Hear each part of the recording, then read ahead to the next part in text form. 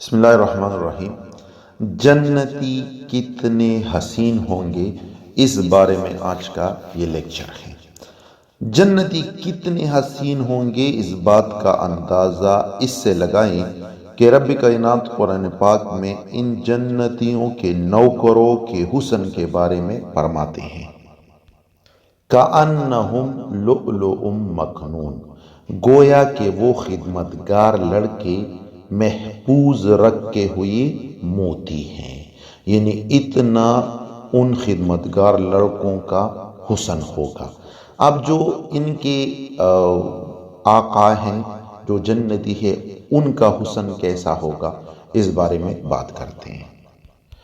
یعنی common sense کی بات ہے، جنتیوں کی جو نوکر ہے اس کے بارے میں قرآن میں رب کا یہی فرمان ہے کہ وہ خدمتگار لڑکے ایسے ہوں گے جیسے محفوظ رکھے ہوئی موتی۔ اب کوسچن ریز ہوتا ہے کہ یہ جب اتنے حسین ہوں گے تو ان کے آقا وہ کس طرح ہوں گے؟ تو اس کی تفسیر میں حضرت قتادہ رحمہ اللہ فرماتے ہیں کہ مجھے یہ بات پہنچی ہے کہ عرض کیا گیا، یا رسول اللہ صلی اللہ علیہ وسلم، یہ تو نوکر اور خدمتگار ہے، لؤلؤ موتی کی طرح، یعنی اتنے وہ خوبصورت ہے، تو ان کے جو آقا ہے وہ کس طرح ہوں گے؟ آپ صلی اللہ علیہ وسلم نے ارشاد فرمایا، والذی نفسی بیدہ ان فضل ما بینہم کفضل القمر لیلۃ البدر علی النجوم، مجھے اس ذات کی قسم جس کے قبضے میں میری جان ہے، ان کے درمیان یعنی نوکر اور مالک آقا کے درمیان ایسی فضیلت ہے حسن with respect to beauty، جیسے 14ویں کے رات کے چاند کی ستاروں پر ہوتی ہے، اور یہ حدیث درمنشور کی حدیث ہے۔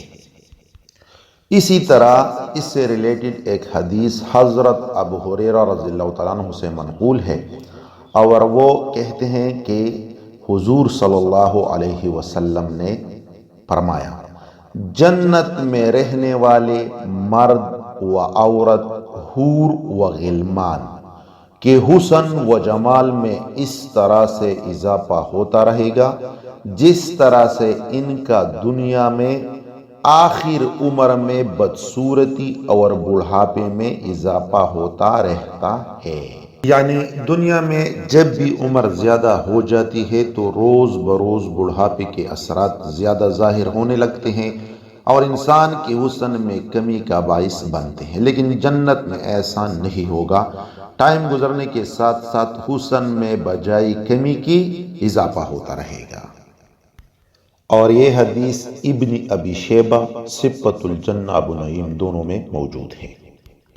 اس سے ریلیٹڈ ایک اور حدیث بیان کرتے ہیں جس کا راوی حضرت انس بن مالک رضی اللہ تعالیٰ عنہ ہے۔ وہ کہتے ہیں کہ حضور صلی اللہ علیہ وسلم نے فرمایا، جنت میں ایک بازار ہوگا، جنتی ہر جمعہ کو اس میں آیا کریں گے، شمال سے ایک خوشبو چلے گی جو ان کے چہروں اور لباس پر پڑے گی اور یہ حسن و جمال میں بڑھ جائیں گے، پھر یہ اپنے گھر والوں کے پاس لوٹیں گے جب یہ حسن و جمال میں خوب ترقی کیے ہوئے ہوں گے۔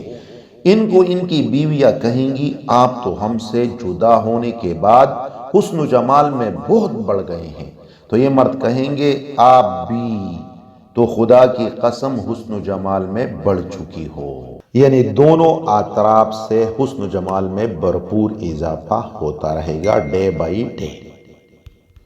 یہ حدیث تو بہت سی کتابوں میں ہے، لیکن ریفرنس کے طور پر میں کوٹ کرتا ہوں، مسلم میں یہ حدیث موجود ہے۔